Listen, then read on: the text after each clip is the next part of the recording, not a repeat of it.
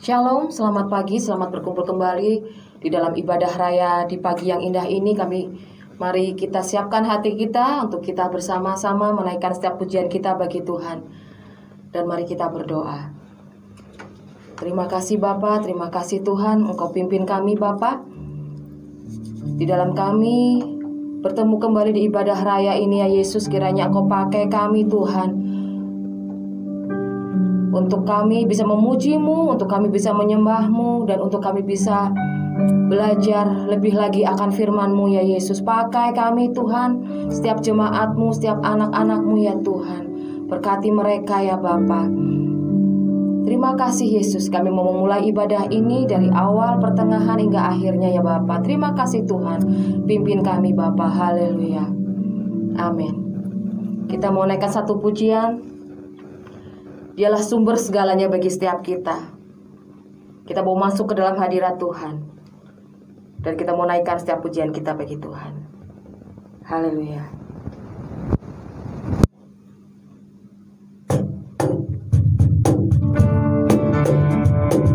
Haleluya.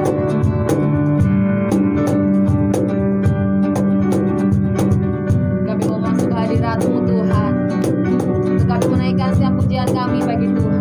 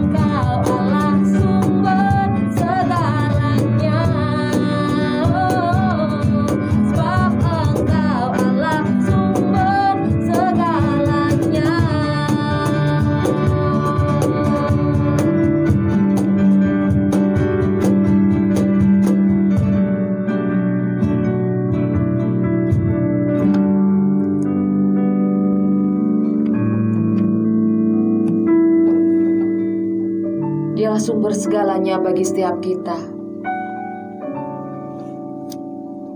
Dialah kekuatan kita. Dia yang menolong kita. Dan dialah penghiburan kita di dalam setiap pergumulan kita.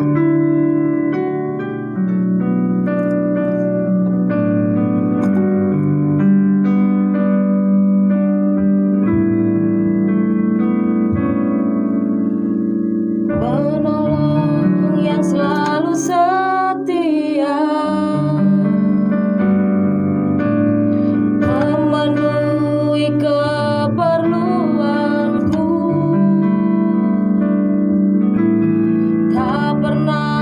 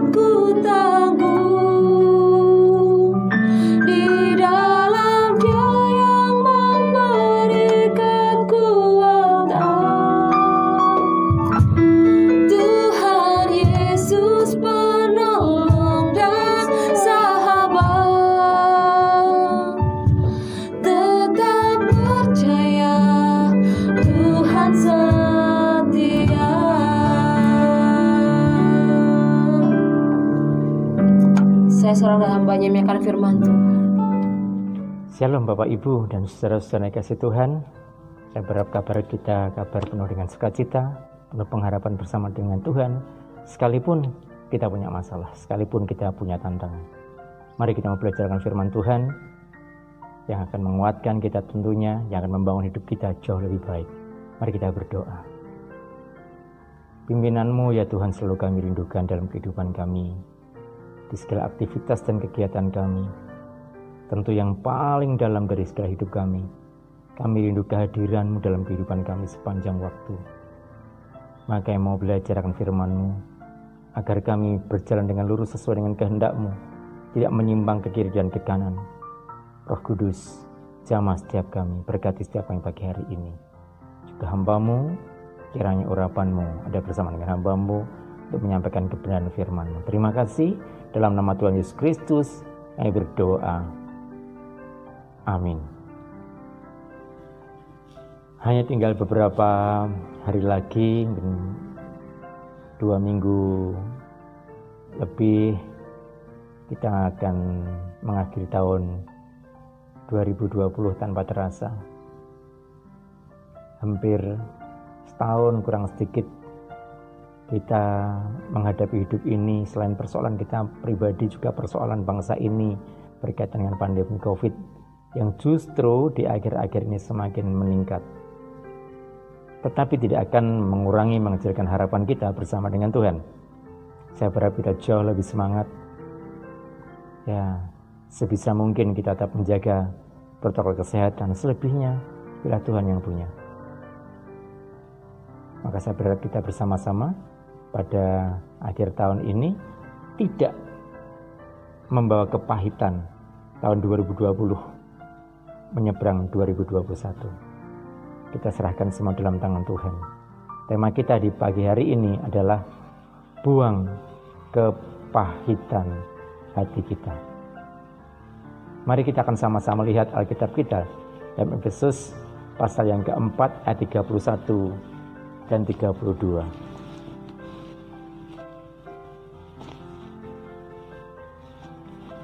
Demikian Efesus pasal 4 ayat 31 dan 32. Segala kepahitan, kegeraman, kemarahan, pertikaian dan fitnah hendaklah dibuang dari antaramu. Demikian pula segala kejahatan.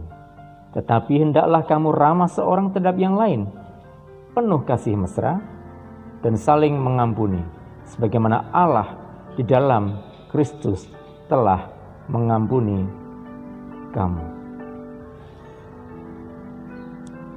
Bapak, Ibu, dan saudara-saudara dikasih Tuhan, lewat pesannya, lewat Rasul Paulus kepada jemaat di Efesus, hendaklah buang kejahatan, kepahitan, kegeraman. Banyak hal harus dibuang, amarah dan yang lainnya. Pagi hari ini saya lebih fokus mengajak kita, mari kita buang kepahitan tahun 2020 untuk kita siap menyongsong tahun 2021 tanpa kepahitan. Tentu punya alasan mengapa Rasul Paulus berpesan akan hal ini. Karena memang jemaat-jemaat di Efesus mengalami masa-masa kepahitan-kepahitan. Orang-orang percaya di masa-masa awal mengalami kepahitan demi kepahitan. Oleh karena itu, mari kita lihat bersama-sama. Penyebab kepahitan itu ialah luka, kecewa kepada seseorang atau kepada Tuhan. Jadi hati yang terlukai, hati yang kecewa terhadap sesama, terhadap Tuhan. Pada orang lain, tapi ada orang juga yang kepahitan bersama dengan Tuhan. Sudah berdoa lama, sudah berpengharapan, sudah melakukan pelayanan, hidupnya amat sangat berat. Maka itu bagian daripada kepahitan. Munculnya kepahitan seperti apa sih sebenarnya? Munculnya dalam hidup kita itu bisa ada yang kelihatan, bisa tidak. Tetapi rata-rata kan munculnya ada rasa sinis, sebal, juga kebencian. Bahkan muncul kelihatan orang dendam dengan wajah yang tidak simpati, ya, baik terhadap Tuhan lewat ibadah, lewat kehidupan rohani, maupun kepada sesama di antara kita, bahkan di tengah-tengah keluarga. Hal ini yang kadang tidak disembunyikan.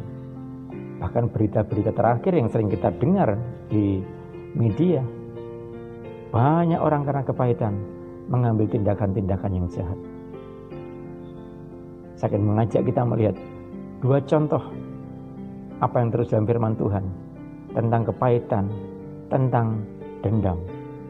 Ya, kita akan sama-sama lihat Alkitab kita pada pagi hari ini, sebuah contoh yang sangat menarik bagi kita. Kisah Rasul pasal 8 ayat 22-23. Demikian bunyi firman Tuhan. Jadi bertobatlah dari kejahatanmu ini dan berdoalah kepada Tuhan supaya mengampuni niat hatimu ini. Sebab kulihat bahwa hatimu telah seperti empedu yang pahit dan terjerat dalam kejahatan. Sebab kulihat bahwa hatimu telah seperti empedu yang pahit dan terjerat dalam kejahatan. Rasul Paulus berkata kepada seorang yang terkenal di kota itu, namanya adalah Simon. Terkenal dengan nama Simon Magus, Simon Magic, Simon tukang sihir. Dia sangat terkenal. Waktu Filipus dan Paulus datang dalam pelayanan, mujizat Tuhan dinyatakan, karya-karya Tuhan, penginjilan diberitakan, seakan Simon kalah pamor. Dia mengalami kepahitan, tapi dia menjadi orang yang percaya kepada Kristus saat itu. Dia bertobat, percaya kepada Kristus. Begitu dia melihat karya-karya Tuhan yang luar biasa, dia ingin apa yang terjadi itu oleh karena karya Tuhan, dia ingin beli kuasa itu, anugerah, kemurahan itu, karunia itu dia ingin dapatkan dengan membeli supaya dia kembali tenar, menjadi luar biasa kembali dan yang lainnya. Maka Rasul Paulus berkata, engkau harus bertobat. Walaupun Simon sebenarnya sudah bertobat, tapi bertobatlah dari kejahatanmu, dari sikapmu. Karena aku melihat, kata Paulus, hatimu itu seperti empedu yang pahit, penuh dengan kejahatan. Maka kepahitan hati itu menghambat hubungan seseorang dengan Tuhan. Kepahitan hati menghambat karya Roh Kudus dalam kehidupan kita. Maka tidak salah Paulus berpesan kepada orang-orang di Efesus, buanglah kepahitan. Karena kepahitan itu jelas akan memunculkan efek fisik kita.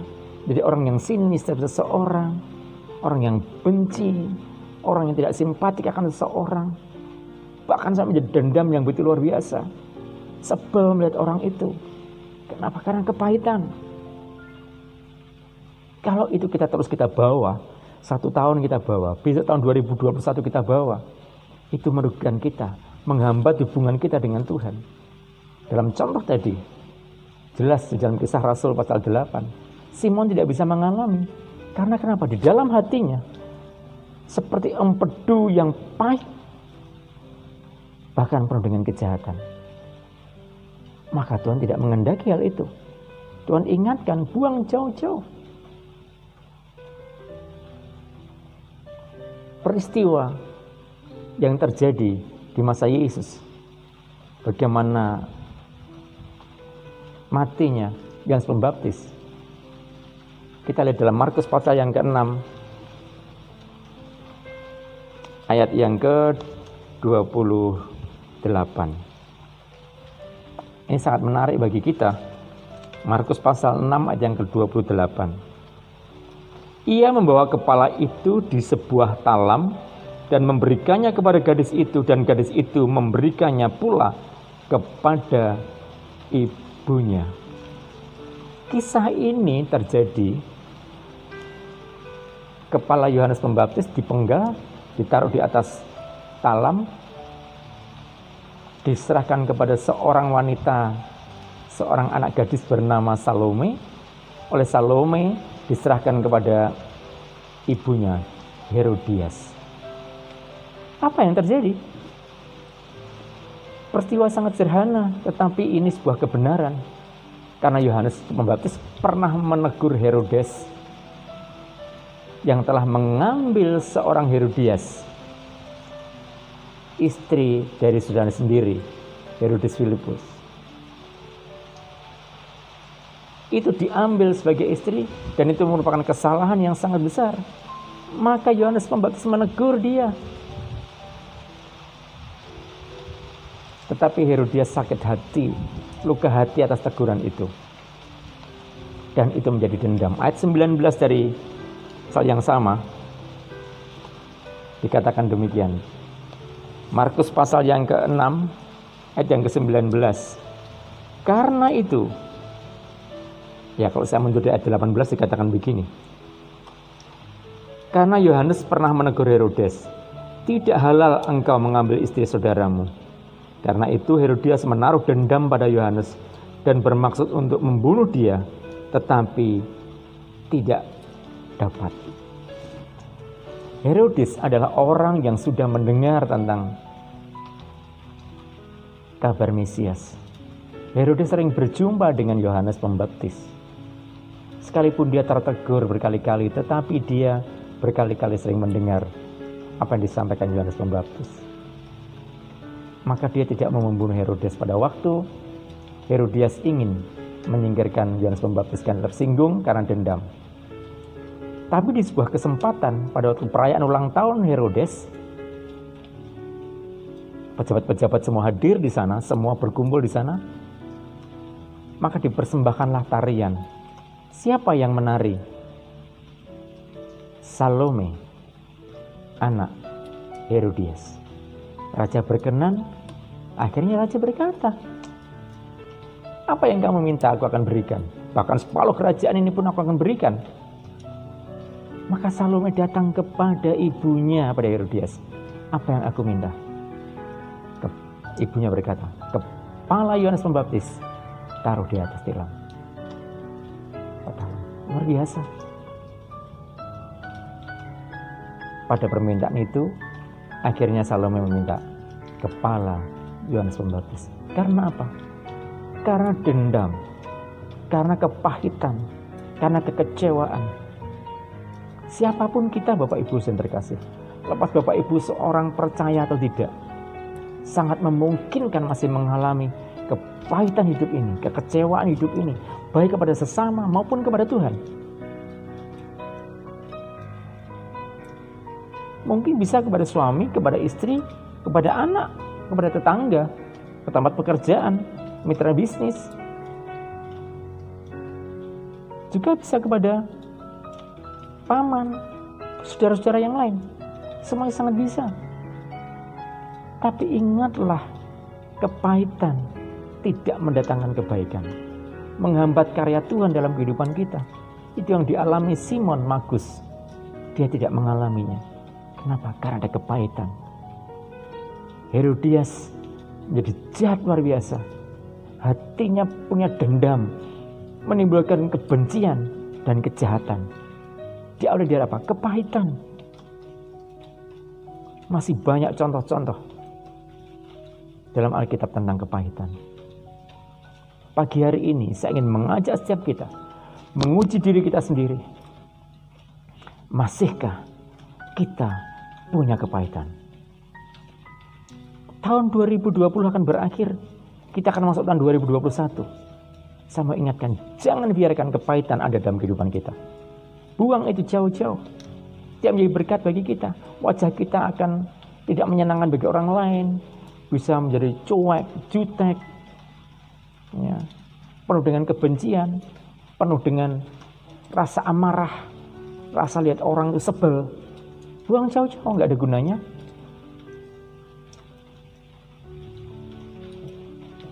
Bagaimana cara menggunakannya? Bagaimana cara membuangnya? Bagaimana cara menyingkirkannya?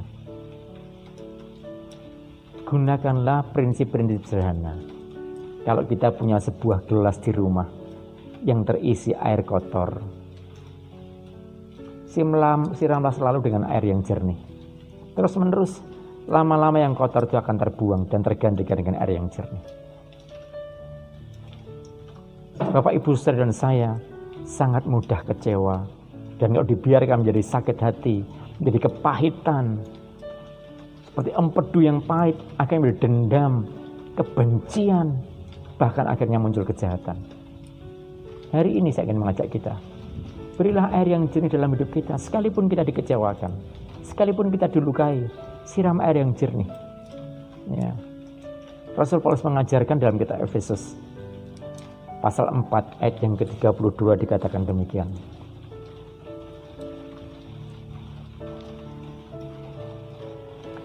Tetapi hendaklah kamu ramah seorang terhadap yang lain, penuh kasih mesra dan saling mengampuni sebagaimana Allah di dalam Kristus telah mengampuni kamu. Bapak, Ibu, dan saudara-saudara terkasih, kita ini bukan orang-orang yang sempurna. Saya pun sama. Tentu kita semua punya banyak kelemahan. Jangan merasa kita jauh lebih hebat dari yang lain. Maka untuk membersihkan kepahitan, benci, dendam, siram hal yang jernih dalam hidup kita. Dengan cara bagaimana? Ramahlah terhadap orang-orang yang melukai kita. Ramahlah kepada orang-orang yang membuat kita punya kepahitan. Ramahlah seorang dengan yang lain. Hendaklah kalimat itu merupakan sebuah ketulusan. Hendaklah ramah dengan tulus terhadap orang lain. Maka yang pahit itu akan tersingkirkan. Yang kedua dikatakan, ya, lakukanlah dengan penuh kasih. Kasih mesra, ya, dengan cinta kasih. Sekalipun orang itu melukai saudara, menyakiti saudara, tunjukkan kasih saudara. Itu akan menghapus luka hati dalam kehidupan kita. Tidak akan tertanam begitu dalam. Karena itu tidak akan mengecewakan kita. Kenapa? Karena kita bisa mengasihi. Dan yang ketiga, kalau itu terjadi dalam hidup kita, kita mengatakan, mengampuni. Ampunilah dia. Ampuni. Mungkin dia tidak tahu apa yang dia perbuat. Mungkin dia tidak sadar dengan apa yang dikatakan. Kalau toh itu dia sadar dengan apa yang dikatakan, oh, itu hal yang saya bisa menerimanya. Kembalikan ke Bapa. Bapa, aku mengampuni dia, sekalipun aku terlukai. Maka saya percaya sungguh, kalau itu kita lakukan dan menjadi gaya hidup kita setiap hari, seperti air jernih yang dituangkan di dalam gelas yang berisi air kotor. Yang kotor akan terbuang, kepahitan akan terbuang. Setiap ketemu orang itu kita tetap ramah, tetap baik, mengasihi, dan mengampuni. Mari Bapak Ibu saudara sekalian Tuhan, jangan biarkan kepahitan tahun 2020 ini tetap tinggal dalam hidup kita. Kita nikmati sukacita bersama dengan Tuhan, mempersiapkan diri kita masuk di tahun 2021.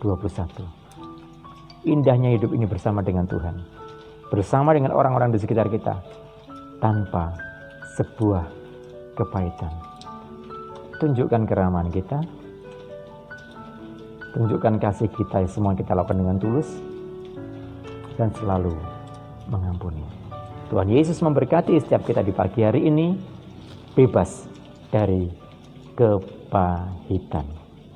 Amin. Mari kita berdoa. Bapa, di hadapan-Mu kami melihat kami banyak kelemahan, banyak kekurangan. Bahkan orang-orang percaya tidak kebal terhadap kepahitan, kekecewaan. Mungkin kami berulang kali beruntun dan bertumpuk kepahitan demi kepahitan tertanam dalam hati kami. Seperti yang Paulus katakan, seperti empedu yang pahit. Betapa luka dan tersayat hati ini.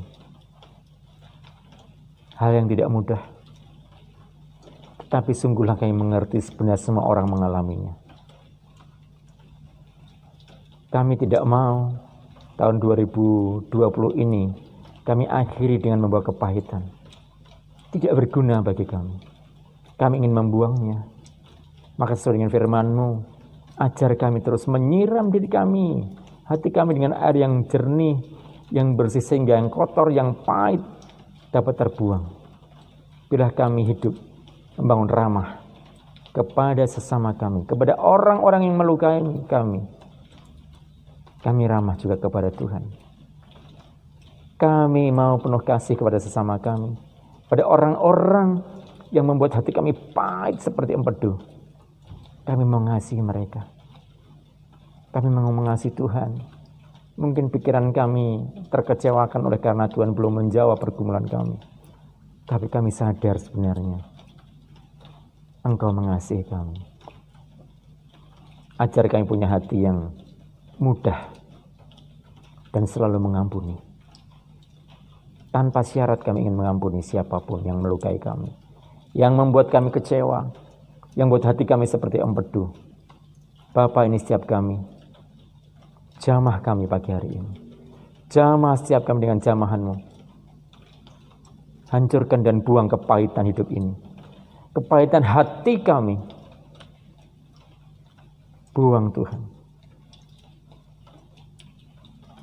Biarkan kami belajar mengampuni seperti Engkau mengampuni kami, tanpa terkecuali, tanpa pengecualian apapun. Kami mengampuni. Biarlah kami menjadi pribadi yang ramah dan juga ramah kepada orang-orang yang melukai kami, yang membuat pahit hidup kami ini. Kami mencintai mereka, kami mengasihi mereka, kami mengasihi siapapun juga. Terima kasih Bapa. Kami rindu hubungan kami dengan-Mu semakin indah, kami boleh merasakan damai sejahtera dan sukacita daripada-Mu. Terima kasih Bapa, kami sungguh mengucap syukur kepada-Mu. Jauhkan kami dari dendam dan kejahatan. Terima kasih Bapa, meteraikan firman-Mu dalam kehidupan kami. Dalam nama Tuhan Yesus Kristus kami berdoa. Kami teringat bangsa kami, bangsa Indonesia ini. Tentu banyak hal yang menjadikan berat bagi bangsa ini. Tetapi Engkau mau memampukan bangsa kami, memampukan para pemimpin kami untuk bergerak melewati situasi ini. Kami mohon urapan Tuhan atas negeri kami ini. Terima kasih. Biarlah kami dibuat menjadi masyarakat, menjadi rakyat yang bersatu, bersehati. Saling mengerti, saling menghargai dengan toleransi yang tinggi, saling menghargai, saling memahami, untuk bertumbuh bersama-sama sebagai bangsa yang utuh, tanpa membeda-bedakan ras, suku, dan agama. Terima kasih Bapak, kami ucap syukur kepada-Mu. Di dalam nama Tuhan Yesus kami berdoa juga untuk segala pergumulan kami masing-masing, pribadi maupun jemaat. Kami serahkan semua pergumulan ini ke dalam tangan-Mu. Haleluya. Amin. Mari kita arahkan hati kita dengan sungguh-sungguh untuk menerima berkat-berkat-Nya.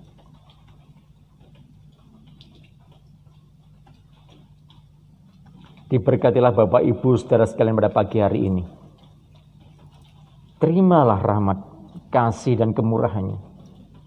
Sinar terang wajah Tuhan biar senantiasa menyinari kehidupan Bapak Ibu saudara sekalian, mulai sekarang sampai selama-lamanya, dalam nama Bapa, Putra, dan Roh Kudus. Amin. Tuhan Yesus memberkati setiap kita pagi hari ini. Terima kasih kepada hamba-Nya yang telah menyampaikan firman Tuhan. Dan biarlah firman Tuhan dapat menjadi rema di dalam setiap kehidupan kita. Dan saat ini kita mau berdoa untuk persembahan. Mari kita berdoa. Terima kasih Bapa, terima kasih Tuhan atas firman-Mu yang telah Tuhan berikan kepada kami. Biarlah firman-Mu dapat menjadi rema di dalam setiap kehidupan kami ya Bapa. Dan saat ini Tuhan kami memberikan korban syukur kami kepada-Mu Yesus. Kiranya Kau kuduskan, sucikan dan layakkan persembahan ini Bapa. Dan biarlah persembahan ini Tuhan dapat menjadi dupa harum dalam hadirat Engkau Yesus. Dan setiap pergumulan gereja-Mu kami serahkan ke dalam tangan kasih kuasa-Mu Bapa. Dan biarlah tepat pada waktunya nanti Tuhan pergumulan gereja-Mu dapat kami terima ya Bapa. Terima kasih Tuhan. Kami memberikan korban syukur kami kepada-Mu. Haleluya. Amin.